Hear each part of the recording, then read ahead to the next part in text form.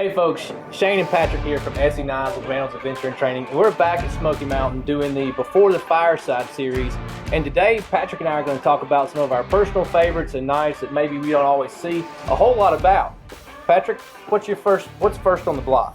One that's quickly becoming one of my favorites is the ESEEAGK, or Ashley game knife, designed by Ashley Emerson. He spent a lifetime guiding and hunting and has processed a lot of animals with it. Shane and I got to go out to Texas last year and go hunting with him, go on a hog hunt, and got to use the knife on several different hogs, and I've used it a bunch this past deer season and just absolutely love it. Patrick, what are your thoughts on that as a bushcraft or just a general use knife? It'll do anything you need it to. Small task, it's perfect for that. It's not an overly thick blade and it's not too long. Just a good size that I like, good size range. One of the things I always like about the ESEEAGK is it actually has more handle than blade, which looks a little odd. It's kind of, people aren't used to seeing that.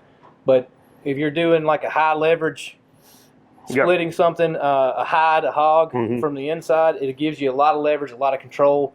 And the blade's just long enough to do the work, and the shape is good to where it allows you to kind of unstitch a hide, especially a tough hide like a hog, with ease, and gives you a lot of control. Yep. All right, I guess I'm up, right? You're next. So I'm going to start on the larger side. This is our Junglas 2, and in a lot of respects, I feel like we kind of did the Junglas 2 a little wrong in naming it the Junglas 2. It's actually 2 inches smaller than our traditional original Junglas. Where I feel like this knife stands out is that it feels more like a big brother to the 6 than a little brother to the Junglas. It balances differently. It handles chopping quite well, but yet it's still balanced in a way to where it feels smaller and more controllable, but still gives you the same type of chopping power of the original Junglas, or very near it. And it just balances well in the hand. Not quite as tip heavy as the Junglas. I've got a lot of time with the Junglas clearing shooting lanes for hunting season. I just find the Junglas 2 to be a little more easier to control and balance. If you, some people just prefer a large knife, like having a bigger knife on them, and you can't beat that. All right, next on your list. Another one of my favorites, the 3HM. So we had our standard 3, and people were asking us to do a version without the choil, without jimping on the back, and with rounded, more contoured scales, and so it'd be more comfortable. And this is what we came up with. It's a good trade-off. The blade's basically identical except for the choil and the jimping. Same length, same overall cutting length. Rounded, more contoured scales. It feels great in the hand. It's perfect for small tasks. Any kind of around camp, processing wood, making fuzz sticks, feather sticks, getting the fire going, processing animals. It's great for deer or just whatever you need about a 3-inch blade for. Full flat grind, has great cutting efficiency, good for notches and stuff. Oh yeah, that's another good favorite. What you're going to find is Patrick and I generally we tend to prefer some of our thinner stock knives just because it has such good cutting geometry. Speaking of that, next up on my list is the JG3, designed by James Gibson. One of the beauties of the JG3 is the ergos on this in the hand. Super efficient cutter. It's long enough to do real work, but not so long that it gets in the way. This is kind of one of the unsung heroes in our line, in my opinion. I had one, my wife took it because she loves it. And that's one thing I found about the JG3. It fits a very wide range of people, whether it's a big, meaty hand or a smaller, dainty hand. People just seem to gravitate towards this knife. And I love to watch people. I like to watch their expression when they grab it the first time, because they're like, oh, wow, that feels good. And it's because the guy that designed it's been doing knives for a very, very long time, and James Gibson. It's another great design for deer season. Processed a lot of deer with it, and it just does an excellent job.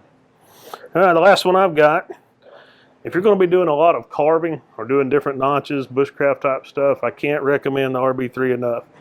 Designed by a good friend of mine, fellow instructor, Ruben Bollier. Basically a 3-inch blade. It's Scandi ground. I always tell people a sharp edge is a sharp edge, but different grinds handle different tasks better than others when it comes to certain things. Can't beat a Scandi grind when it comes to wood. It's great for carving. It's got rounded contour scales. Just an excellent all-around doing bushcraft tasks type knife. That thing's a lightsaber when it comes to carving. Very sharp. 1100. All right, last on my list is, if you guys follow us at all, you know that one of my personal favorites is the CR 2.5. A lot of people overlook this knife and have since I've been here. Well, I've tried to put a little spotlight on this knife because I find it infinitely useful, predominantly because it's a fixed blade I will carry. I can carry it in a pocket, I can carry it cross draw in an armature sheath.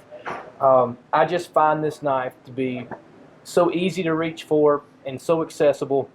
It's got great ergos, whether it be to clean fish, to clean game animals, or just general tasks, just to have a cutting edge for opening boxes or anything else. It's not so big and obtrusive to carry. It has been one of my long-standing personal favorites. It's long enough to do the work, but not so big that it gets in the way. If you're wanting one that you can carry every day and it's not going to be very visible or very heavy or cause you any issues or anything like that, that's perfect for it. It's good and lightweight and small, easily to conceal. We appreciate you tuning in to the Before the Fireside. If you like our Fireside series, you can go back and see some of our former videos, and you can also subscribe to Smoky Mountain's YouTube channel and see all the videos and get notifications as they come out.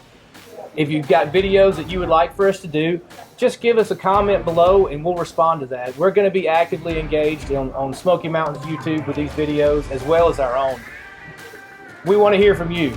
Good, bad, and different. What would you like to see us do? We always like to hear from our customers. Be sure to like and follow us on Facebook and Instagram and subscribe to our YouTube channel. Thanks guys.